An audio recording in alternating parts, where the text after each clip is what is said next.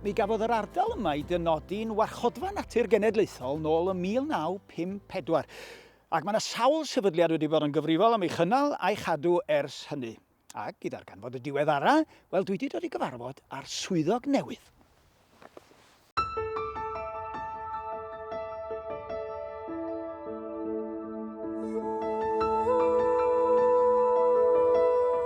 Yng nghysgod tryfan ar glyderau, mae ardal o didog Cwm Idwal. Mae'r cwm o fewn ffiniau Parc Cenedlaethol Eryri ac yn cael ei reoli ganddo ar y cyd gyda Chyngor Cefn Gwlad Cymru a'r Ymddiriedolaeth Genedlaethol. Yn ddiweddar, penodwyd Dewi Davies fel swyddog partneriaeth y cwm, sy'n swydd newydd sbon. Mae'r warchodfa ei hun, mae Cwm Idwal y warchodfa natur genedlaethol tua 1000 o aceri, ond dos am terfyn rwsyd ffurfiol I mi yn y swyddogaeth, achos dwi yma I ddehongli'r ardal yn bennaf. Mae gennych chi yr Ymddiriedolaeth Genedlaethol sy'n berchen ar y tir, Cyngor Cefn Gwlad sydd yn rheoli'r safle, y warchodfa, a mae o gyd yn gorfod ddod I fewn I Parc Eryri, Parc Cenedlaethol Eryri. Wedyn mae gennych chi 3 corff I gyd mwy na lai ar ôl yr un amcan. O'na ofyn I wneud o fwy ffurfiol yn 2010, wedyn ddothon nhw gyd at ei gilydd mewn partneriaeth, cydweithio mewn ffordd. A chreu dy swydd di, felly, dydawdd ni, be'n union ydy'r gwaith wyt ti'n gorfod wneud? Fel dwi'n deud bobl, mae'n hanner swydd warden, mae'n hanner athro, a mae'n hanner be bynnag aras yn codi ar y diwrnod. Ond yn bennaf, gofalu am y lle, cydlynu gwaith y 3 partner, ond hefyd ymestyn ar hynny a dehongli lle I grwpiau addysg ffurfiol a ganffurfiol. Felly, Cwm Idwal ta, be sy'n yma sy'n mor arbennig? Lle dwi'n dechrau, mae'r daeareg yn drawiadol yma. Mae pobl yn dod o bob man yn y byd bron iawn I weld y lle, I ddehongli prosesau sydd wedi digwydd. Y daeryddiaeth, sef y broses reolifol sydd wedi digwydd yma. A hefyd cadwraeth ochr yr cynefinoedd mynydd a tir uchel sydd yma. Mae yna blanhigion a ganifeiliad unigryw iawn yma. Mae dyletswyddau Dewi'n amrywio drwy'r flwyddyn o ffensio, gwelio cerig, monitro'r bywyd gwyllt a'r pori. Mae llwybra wedi tyfu'n elfen ganolog o reolaeth y cwm erbyn hyn, a heddiw mae criw o weithwyr yn brysur yn creu llwybr newydd. A gwaith ar y llwybra yma, lle ddechmygu'n ddiwedd, pam bod nhw mor bwysig yn yr ardal yma?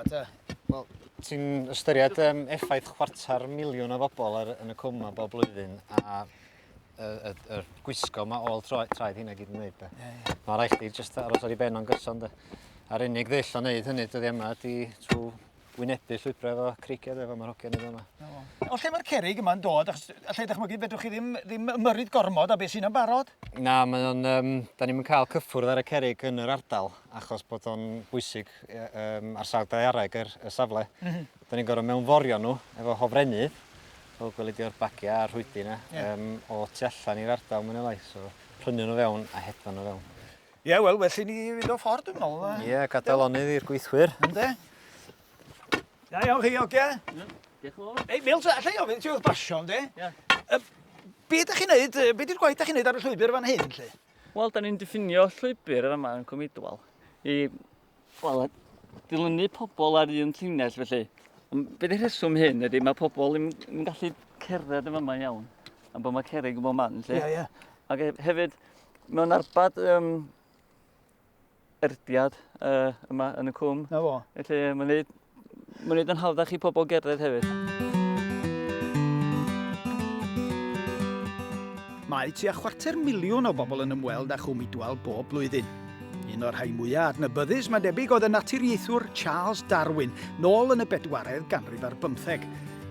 Mae nifer o'r ymwelwyr yn dod I weld y golygfeydd hyfryd sydd yma, ond hefyd fel Darwin, I weld yr amrywiaeth o rywogaethau sy'n byw yma yn fywyd gwyllt ac yn llys dyfiant. Fel da ni'n gweld heddiw, mae'n anhygol o le dydi o ran golygfeydd a falle, ond heb sôn am y daeareg arbennig unigryw, a'r daeryddiaeth unigryw, mae gennych chi'r bywyd gwyllt hefyd. Yr blodau'r ticelpaidd a'r cynefinoedd ar y clogwyni serth, lle di anifeiliaid methu cyrraedd efallai yn hanesyddol, llefydd sydd wedi cael heddwch. A pethau mwyaf bregus i'w gweld fel lili Wyddfa a'r tormain gyferbyndail, neu'r tormain borffor, y saxifrage lyn de. Pan da ni'n meddwl am tir yn cael ei reoli fel arfer, da ni'n meddwl am amaethyddiaeth felly. Oes na amaethyddiaeth yn gallu cyd-fyw a beth sy'n digwydd yma'n hyn? Yn hanesyddol mae yna bori wedi bod yn y cwm, ond o pobl yn meddwl bod yna o'r bori hyd at diwedd canrif dwytha mwyn i lai. Gormod o ddefaid yma ac oedd y planhigion yma ond yma'n cael chwarae teg. Wedyn gathon ni gynllun i ddileu y pori oddi wrth y safle i gyd. Mae hwn yma ers y 60au, 70au wedi cael ei ymgau oddi wrth stoc. Hynny o dyfiant sy'n mas a hwn lawr gwlad ac yn eich di goed a bod math o beth yn dod o'n mwy o bedw. Ond mae natur mynyddig yr ardal yn golygu bod pethau'n ara deg yn tyfu ac yn dod nôl. Wedyn ti'n goro siarad yn herma canrif neu bellach hirach byth.